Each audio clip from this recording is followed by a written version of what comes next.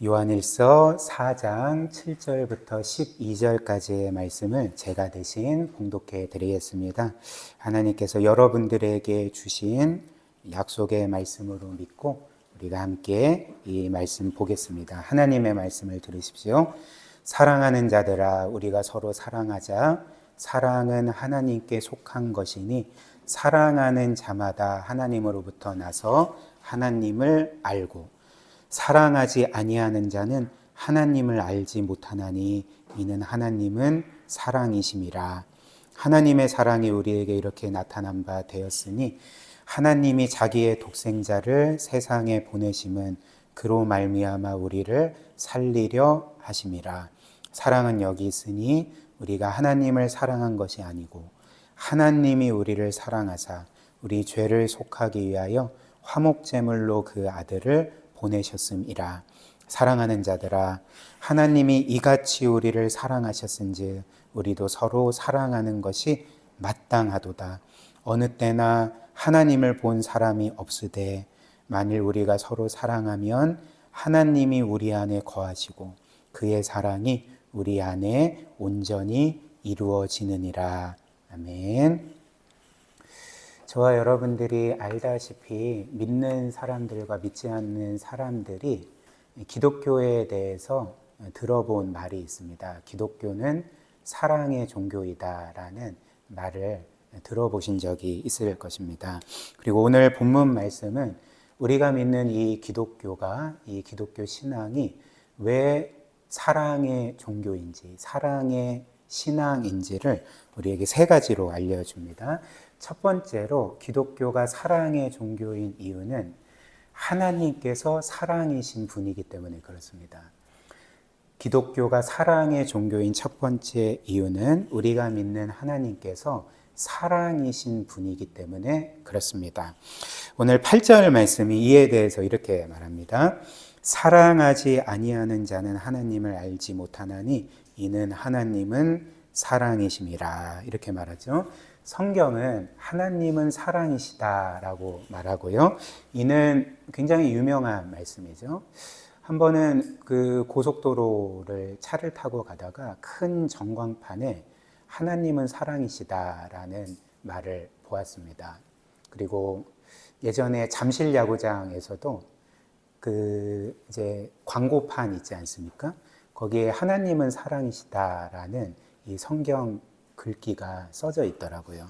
이렇듯이 이 말씀은 굉장히 유명한 말씀이고 꼭 믿지 않는 사람이라 할지라도 하나님은 사랑이시다라는 말을 들어본 적이 있을 것입니다. 그런데 이렇게 하나님은 사랑이시다라는 말은 단지 하나님이 사랑이 많으신 분이다는 뜻이 아닙니다. 우리가 알다시피 그 A is B라는 문장은 A는 B라는 말이죠. 즉 A는 B 자체와 같고 그리고 A의 본질은 B라는 말이 A is B라는 그런 문장입니다. 따라서 이 하나님은 사랑이시다라는 말, God is love라는 이 말씀은 단지 하나님께서 사랑이 많으신 분이다 이것을 말하는 게 아니라 하나님의 존재 자체가 사랑이고 하나님의 본질이 사랑이라는 것을 우리에게 알려주는 말씀입니다. 그리고 하나님의 본질이 사랑이라는 것은 이제 성경이 우리에게 알려주는 사실, 하나님께서 삼위일체의 하나님이시라는 것. 즉 영원전부터 하나님은 한 분이시지만 성부, 성자, 성령으로 계셨다는 것의 의미가 어떤 것인지를 우리에게 알려줍니다. 성경에 따르면 성부, 성자, 성령께서는 이 세상이 창조되기 전, 즉 영원 전부터 서로를 무한히 사랑하시고 기뻐하셨습니다. 그리고 그 사랑 안에서 완벽한 연합, 즉 하나됨을 이루셨습니다. 즉 이 세상에서도 우리 서로가 사랑하면 여러분들 가족이나 여러분들의 배우자나 자녀들이 서로를 사랑하면 그 사랑이 우리에게 행하는 것은 하나를 이루는 거죠. 이 사랑이라는 것은 서로 다른 사람들을 하나 되게 만듭니다. 마찬가지로 하나님은 한 분이시지만 성부, 성자, 성령께서 서로를 이렇게 무한하고 영원히 사랑하심으로 그 사랑 안에서 마치 한 분인 것처럼 완벽한 연합을 이루고 계셨다는 거죠. 그런데 한번 생각을 해보십시오. 만약 하나님께서 이렇게 세 위격이 아니라, 즉 성부, 성자, 성령이 아니라 한 위격으로 영원전부터 계셨다면 하나님의 본질은 사랑일 수 없을 것입니다. 하나님은 사랑이시다라고 불릴 수가 없을 것입니다. 왜냐하면 이 사랑이라는 것은 반드시 대상이 필요하기 때문에 그렇습니다. 사랑이 성립하려면 사랑하는 대상이 필요한 거죠. 따라서 하나님께서 영원전부터 성부, 성자, 성령 세 위격이 아니라 한 위격으로 존재하셨다면 그 하나님은 누구도 사랑하실 수 없었을 것이고, 그렇기 때문에 그분은 영원전부터 홀로 계시기 때문에 굉장히 외로운 분이셨을 것입니다. 그리고 외롭게 계셨을 것이기 때문에 그분은 어떤 면에서는 굉장히 불행한 분이셨을 것입니다. 그리고 그렇게 되면 하나님은 이제 다만 이 세상이 창조된 후에, 사람이 창조된 후에 사랑을 시작한 분이 되시기 때문에 하나님의 본질은 사랑일 수 없는 거죠. 왜냐하면 본질이라는 것은 원래부터 있는 것이기 때문에, 이 본질이라는 것은 원래 없다가 나중에 덧붙여진 것이 아니라 원래부터 있는 것이기 때문에 하나님의 본질이 사랑이라는 것은 하나님이 원래 영원전부터 사랑하고 계셨음을 의미하는 것입니다. 처음도 없고 끝도 없이 하나님을 자존하는 분이라고 하잖아요. 마찬가지로 하나님은 원래부터 사랑하시는 분이십니다. 그 사랑에는 시작도 없고 끝도 없습니다. 즉 삼위일체 하나님이신 이 성부, 성자, 성령께서는 그분의 존재에 있어서 시작이 없으시듯이 그분이 서로를 사랑하는 일에서도 시작이 없으신 거죠. 영원전부터 서로를 무한히 사랑하시고 기뻐하시고, 그 결과 하나님은 창세 전부터 완벽하게 무한하게 행복하신 분으로 존재하셨습니다. 이것이 성경이 하나님을 복되신 분, 행복하신 분이라고 할 때의 이제 그 의미입니다. 한번 생각을 해보십시오. 요즘은 1인 가구가 많은 시대입니다. 물론 광주는 좀 덜하지만 서울 같은 경우에는 이제 모든 지역에서 청년들이 몰리기 때문에, 그렇기 때문에 서울에는 1인 가구가 굉장히 많죠. 그래서 나 혼자 산다라는 프로그램이 유행하는 이유도 이제 그런 이유가 있지 않겠습니까? 근데 이제 한번 생각을 해보십시오. 한 사람이 모든 것이 갖춰진 원룸에 산다고 해봅시다. 그 원룸에는 이제 말은 안 되지만 평생 먹을 음식이 있고, 또 넷플릭스도 있고, 또 온갖 게임도 있어서 그 모든 것을 그 작은 원룸 안에서 다 누릴 수가 있습니다. 근데 이제 그 사람은 절대 외출하지 않고요. 평생 동안 절대 외출하지 않고 누구에게도 연락하지 않고 평생 혼자 있다고 생각을 해보십시오. 그렇다면 여러분들은 그 사람을 보고 행복하다고 생각할 수 있겠습니까? 그렇지 않죠. 그 사람은 이 세상에서 가장 불행한 사람이 될 것입니다. 결국 그 외로움이 그를 파멸시키게 될 거고, 그는 굉장히 불행한 삶을 살게 될 것입니다. 그렇다면 우리는 하나님을 이런 분으로 생각할 수 있겠습니까? 그렇지 않죠. 하나님은 영원 전부터 한 위격으로 외롭게 계시면서 불행한 분이 아니셨습니다. 하나님은 이 세상과 우리가 없는 그때에도 무한히 행복하셨는데, 왜냐하면 성부, 성자, 성령께서 서로를 무한히 사랑하시고 기뻐하시고 그 사랑 안에서 완벽한 연합을 이루셨기 때문에 하나님은 너무나도 행복하신 분이셨다는 거죠. 그리고 이렇게 성부, 성자, 성령께서 서로를 영원전부터 사랑하실 때에 그 사랑은 이제 어떤 사랑일까요? 당연히 성부의 사랑, 성자와 성령의 사랑은, 서로 간의 사랑은 당연히 자신의 유익을 위해서 상대방을 이용하는 사랑이 아니었습니다. 오히려 성부, 성자, 성령의 사랑은 나의 유익이 아니라 상대방의 유익을 위해서 자신을 사용하는 사랑이었고, 자신의 모든 것을 사랑하는 상대방에게 계속적으로 내어주는 사랑이었습니다. 왜냐하면 이런 사랑만이 우리가 참된 사랑이라 부르는 바로 그 사랑이기 때문에 그런 거죠. 하나님께서 바로 이런 사랑을 하시는 분이시고, 바로 이런 사랑이 하나님의 본질이기 때문에 성경은 하나님은 사랑이시다 이렇게 말씀을 하는 것입니다. 하나님은 사랑이시다라는 이 말씀의 의미가 바로 이런 것입니다. 그리고 하나님의 본질이 이렇게 사랑이라면 하나님께서 이 세상을 창조하신 목적도 무엇이겠습니까? 사랑인 거죠. 하나님이 이 세상과 여러분들을 창조하신 목적은 사랑입니다. 이 세상을 사랑하시기 위해서, 저와 여러분들을 사랑하시기 위해서 하나님은 이 세상 만물을 창조하셨습니다.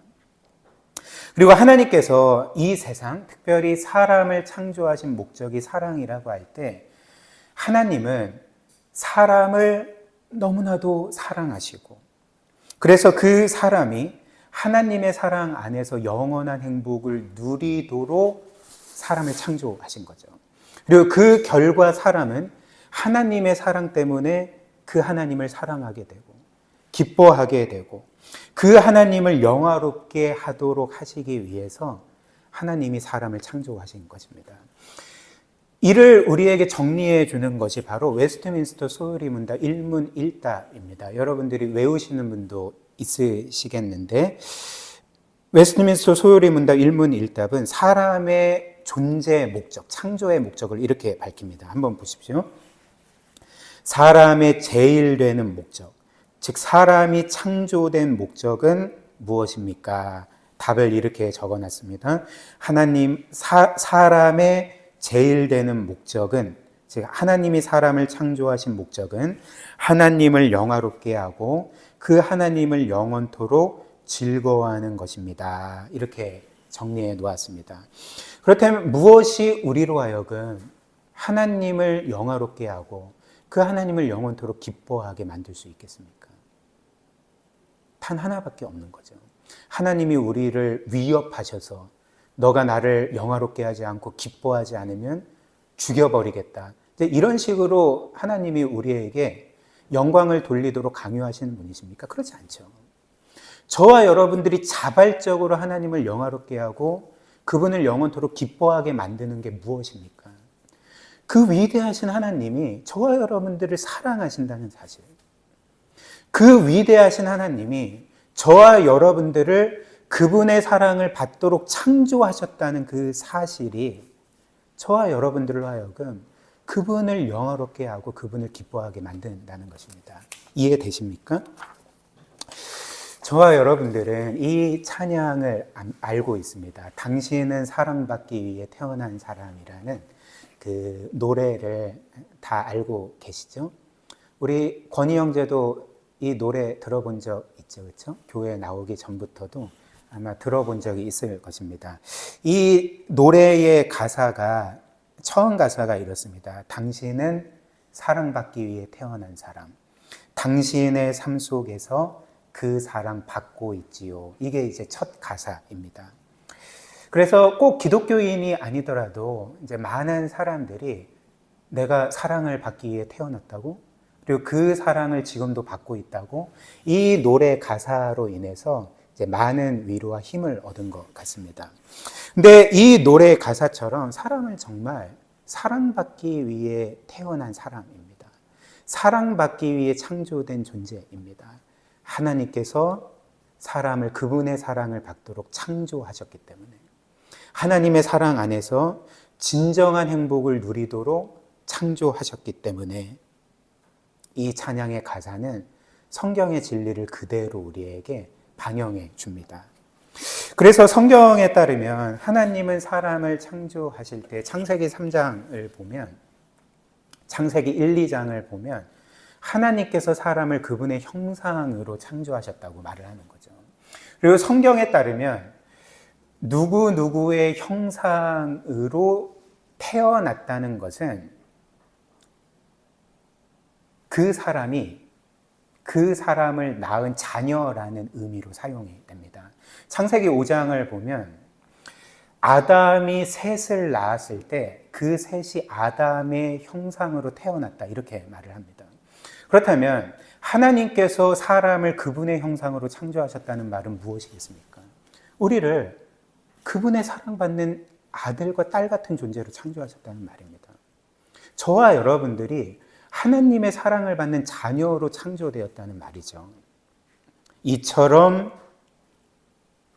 하나님의 본질은 사랑이고 사람은 하나님의 사랑을 받기 위해 창조되었다는 점에서 기독교는 사랑의 종교라 불리는 것입니다. 이게 첫 번째 이유입니다. 그 다음 둘째로 기독교가 사랑의 종교로 불리는 이유는 이제 그 하나님께서 저와 여러분들을 구원하시기 위해 그 외아들까지 아낌없이 내어주신 분이기 때문에 그렇습니다. 오늘 말씀 9절을 보십시오. 9절 말씀이 이에 대해서 이렇게 말합니다. 하나님의 사랑이 우리에게 이렇게 나타난 바 되었으니 하나님의 사랑이 우리에게 이렇게 나타난 바 되었으니 하나님이 자기의 독생자를 세상에 보내심은 그로 말미암아 우리를 살리려 하심이라 이렇게 말을 합니다. 우리가 앞서 본 것처럼 하나님은 이 세상과 우리의 창조주이시고 하나님께서 우리를 창조하신 목적은 그분의 사랑을 받을 뿐만 아니라 우리의 생명과 행복의 근원이신 하나님 안에서 진정한 행복을 누리도록 우리를 창조하셨습니다. 우리를 이용하시기 위해서 우리를 창조하신 것이 아닙니다. 오히려 우리의 행복을 위해 그분 자신을 사용하시고 그분 자신을 우리에게 내어주시기 위해서 사람과 저와 여러분들을 창조하셨습니다.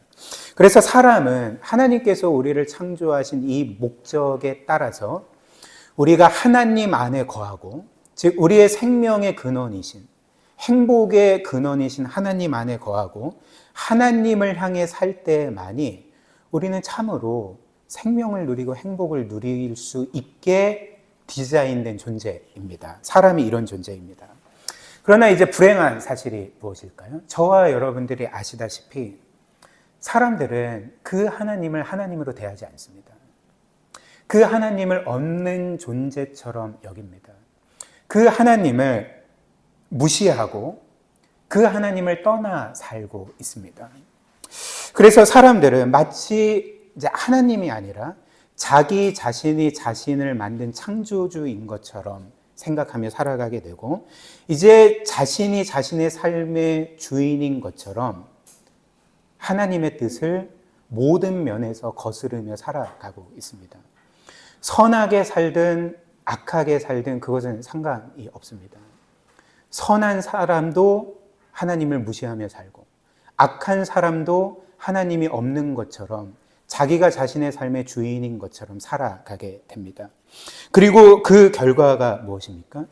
하나님이 우리의 생명의 근원이신데 사람들은 그 하나님을 없는 존재처럼 여기고 하나님을 떠나 살기 때문에 사람들은 스스로 하나님께 끊어지게 된 거죠.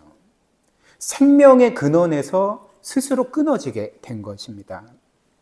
그래서 그 결과 이 세상 모든 사람들은 죽게 되었고 더 나아가 죽음 이후에 영원히 멸망하게 되었습니다. 이것이 성경이 우리에게 알려주는 죄의 본질이자 비참한 결과입니다. 사랑하는 여러분, 그렇다면 하나님은 그분을 이렇게 시종일관 무시하고 그분의 뜻을 거스르는 사람들을 위해서 어떤 일을 하셨습니까? 사실 하나님은 그분의 본질이 사랑이시지만 동시에 하나님은 무한히 거룩하신 분이십니다. 무한히 공의로운 분이십니다. 그래서 하나님의 사랑은 사실 사람들의 죄에 대해서 그냥 눈 감아주고 사람들을 향해 죄를 지어도 괜찮아. 그 죄는 상관없어. 그거 아무것도 아니야 라고 말하는 불의한 사랑이 아닙니다. 한번 생각을 해보십시오. 만약 부모가 계속 뭔가 잘못을 하고 죄를 짓는 자녀에게 얘야, 죄 아무것도 아니야.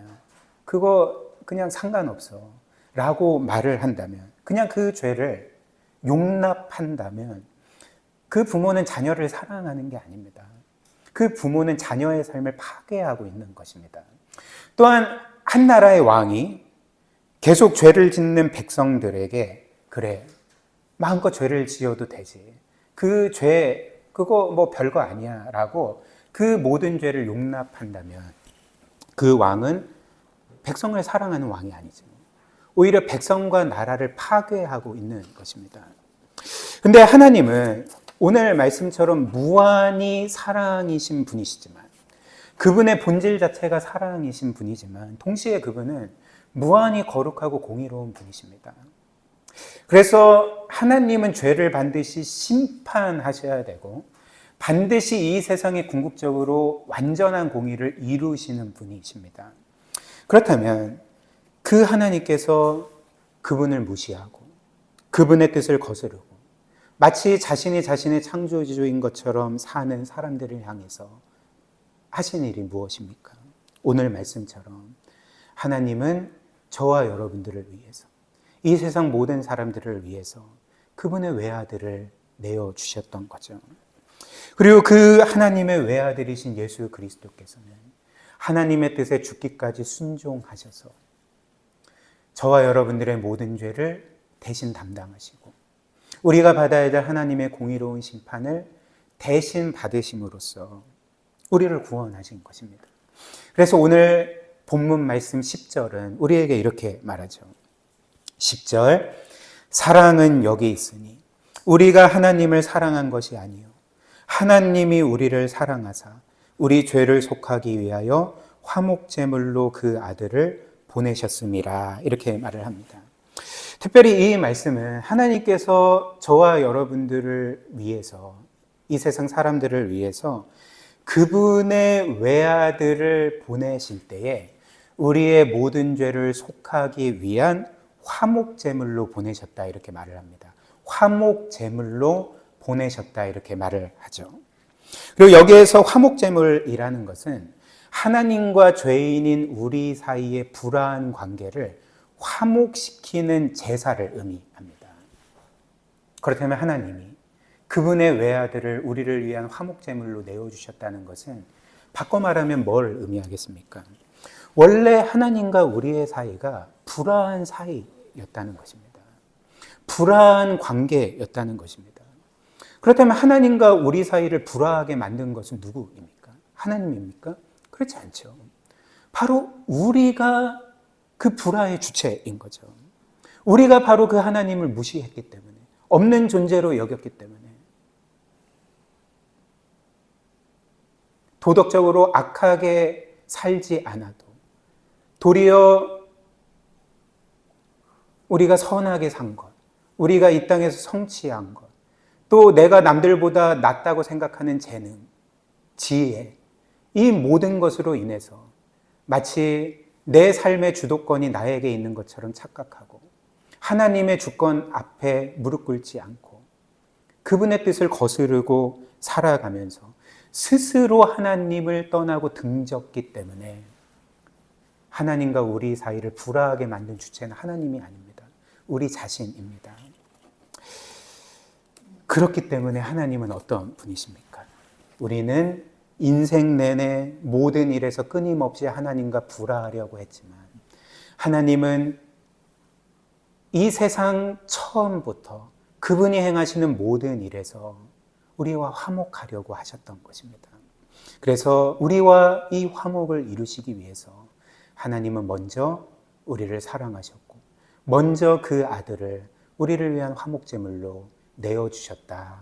오늘 말씀이 우리에게 이렇게 밝히는 거죠.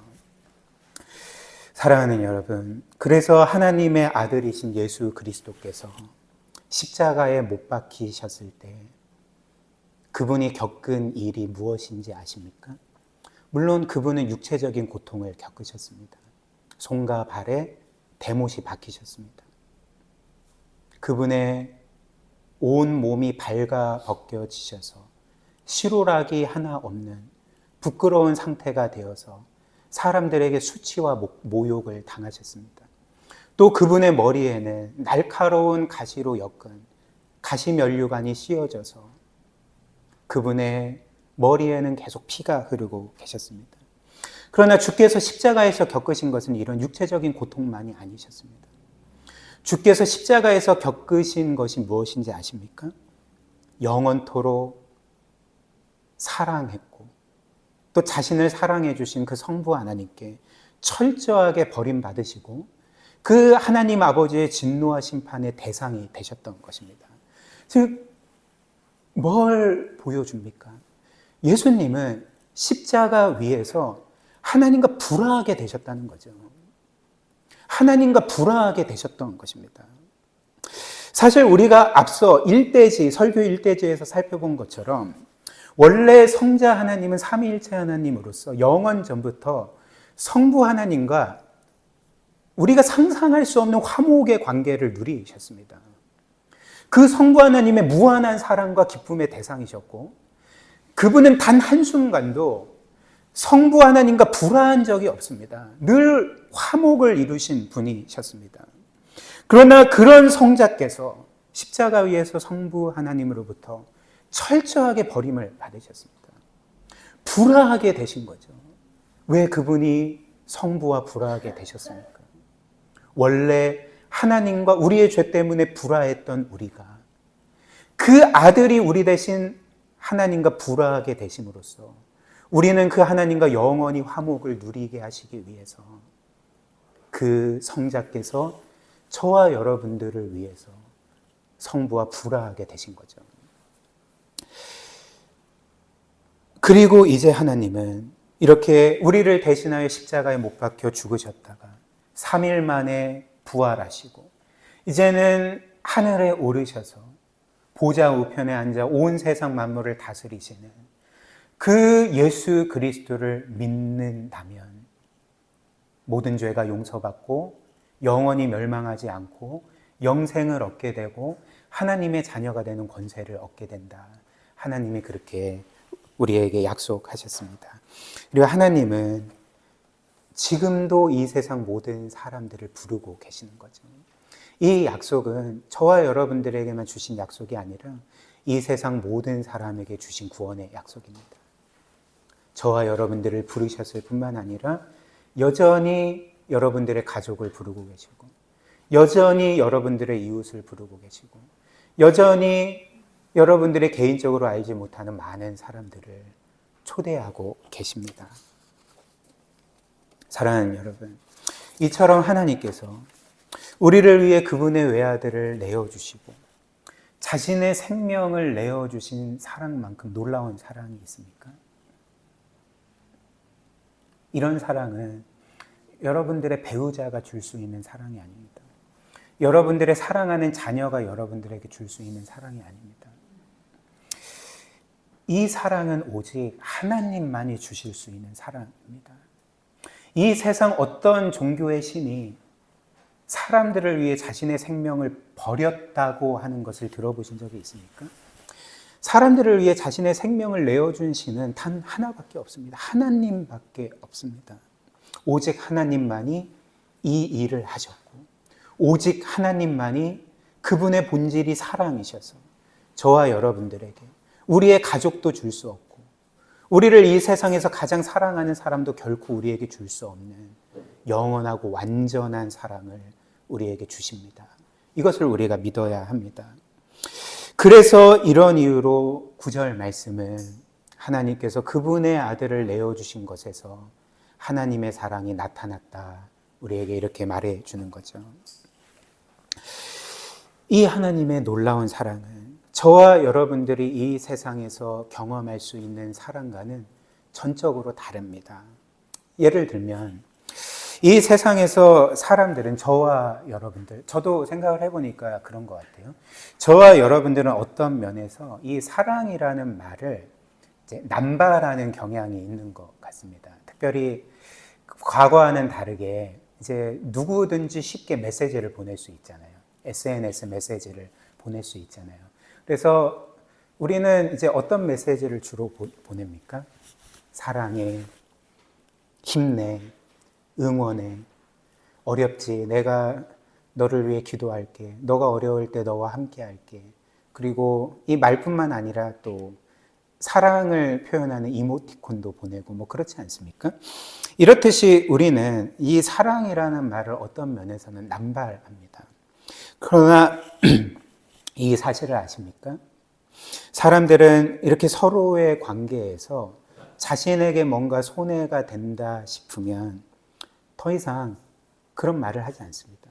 그런 메시지를 보내지 않습니다. 그리고 자연스럽게 그 사람과의 관계를 정리합니다. 왜 그렇겠습니까?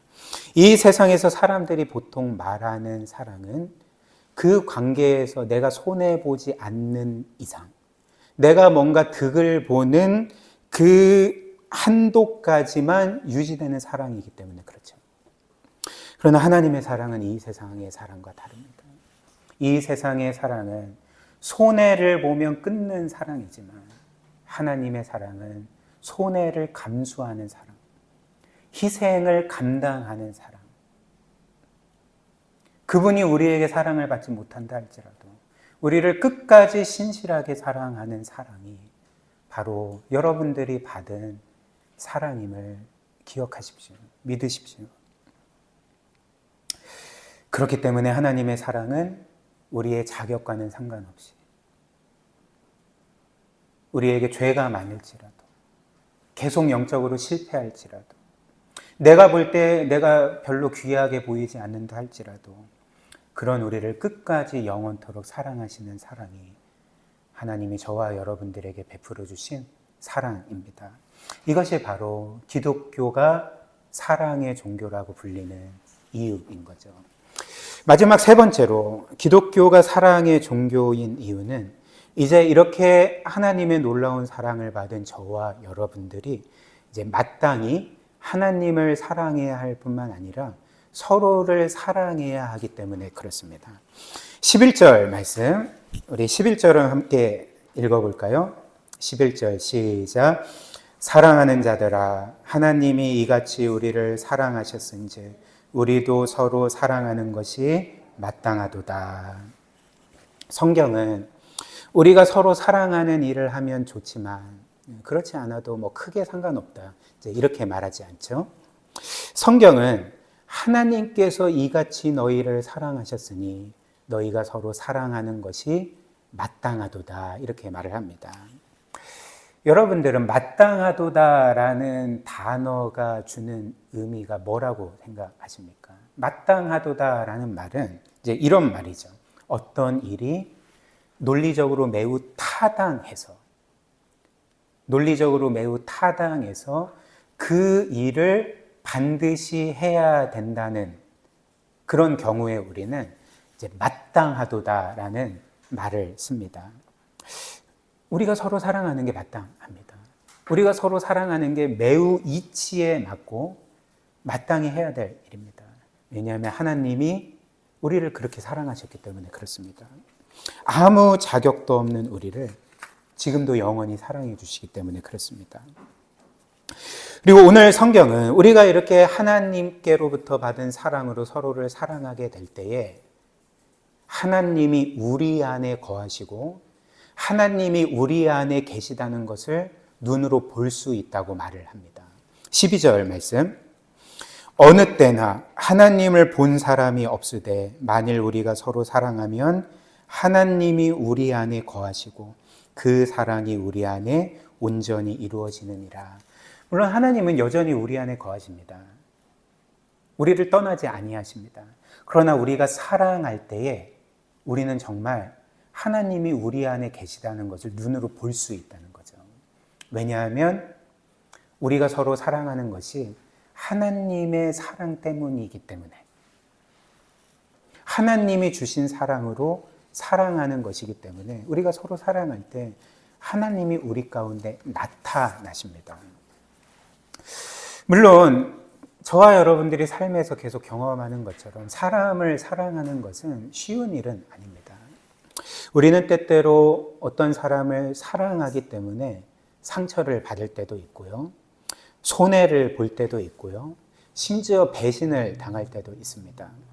그리고 그렇기 때문에 때로는 우리가 이런 말을 하게 되는 거죠. 내가 왜 저 사람을 사랑해야 되는가? 저 사람은 나에게 해준 것도 없고 뭔가 나를 무례히 대하고 나에게 상처까지 주고 손해를 보게 했는데 내가 왜 저 사람을 사랑해야 되나라는 생각이 자연스럽게 들게 됩니다. 그러나 우리는 우주 만물 가운데 가장 높으시고 가장 중요하신 분께 사랑을 받는 사람들입니다. 또한 우리는 하나님의 자녀요 상속자로서 사실 우리가 이 세상 사람들에게 평생 받을 사랑과는 비교도 될 수 없는 영원한 사랑을 지금 받고 있는 사람들입니다. 우리는 더 나아가 하나님의 사랑뿐만 아니라 하나님의 모든 것을 이미 소유한 사람들입니다. 그리고 이 사실 아십니까? 하나님 또한 저와 여러분들을 사랑하시는 것이 그리 쉬운 일은 아니었습니다. 여러분들은 삶에서 경험하시는 분도 있겠지만 여러분들은 여러분들의 존재를 부정하고 무시하고 여러분들을 경시하고 여러분들을 시종일관 적대하는 사람들을 사랑하기 쉬우십니까? 그렇지 않죠. 그러나 이 사실 아십니까? 우리가 하나님께 그런 존재였습니다. 그렇기 때문에 하나님께도 우리를 사랑하시는 것이 그렇게 쉬운 일은 아니었습니다. 그러나 하나님은 그런 우리를 끝까지 신실하게 사랑하셨고 손해와 희생을 감수하시면서 우리를 사랑하셨습니다. 자기의 아들과 자신의 생명을 희생하기까지 우리를 사랑하셨습니다. 이 사랑을 기억할 때 우리는 사람들을 사랑할 때 여전히 상처받을 수 있고 손해를 볼 수 있고 배신을 당할 수 있지만 우리가 하나님께로부터 받은 사랑을 생각하면 사실 그렇게 큰 문제가 아닙니다. 그렇게 큰 문제가 아닙니다. 오히려 우리는 우리가 받은 그 끝없는 사랑을 기억하면서 사람들을 사랑할 수 있게 됩니다. 그리고 마지막으로 우리가 이렇게 하나님을 따라 서로를 사랑하게 될 때 저와 여러분들은 비로소 하나님을 닮게 됩니다. 닮은 존재가 됩니다. 그리고 하나님을 닮는다는 것은 우리가 정말 하나님처럼 행복한 존재가 되고 또 우리 모두가 삼위일체 하나님처럼 그 공동체처럼 행복한 공동체가 된다는 것을 의미합니다. 저와 여러분들이 하나님처럼 행복한 존재가 되고 싶지 않으십니까? 저와 여러분들이 삼위일체 하나님의 공동체처럼 행복한 공동체를 이루고 싶지 않으십니까?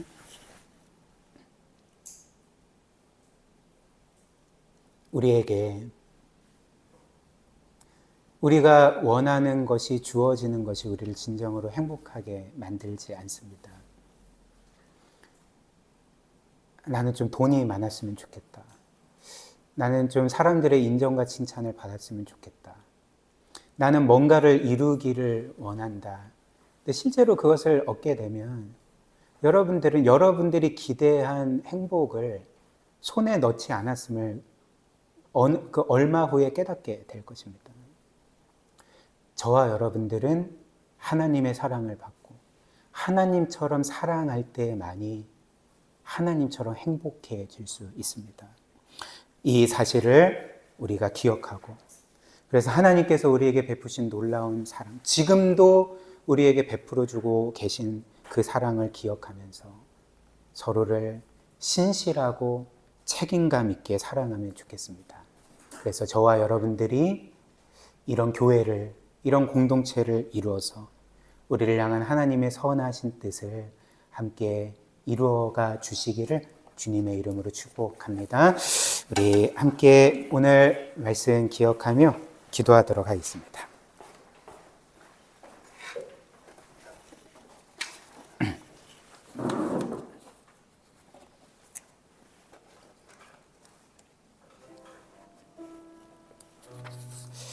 오늘 우리 들은 말씀 하나님께서 여러분들 각자에게 주신 적용점들이 있을 것입니다.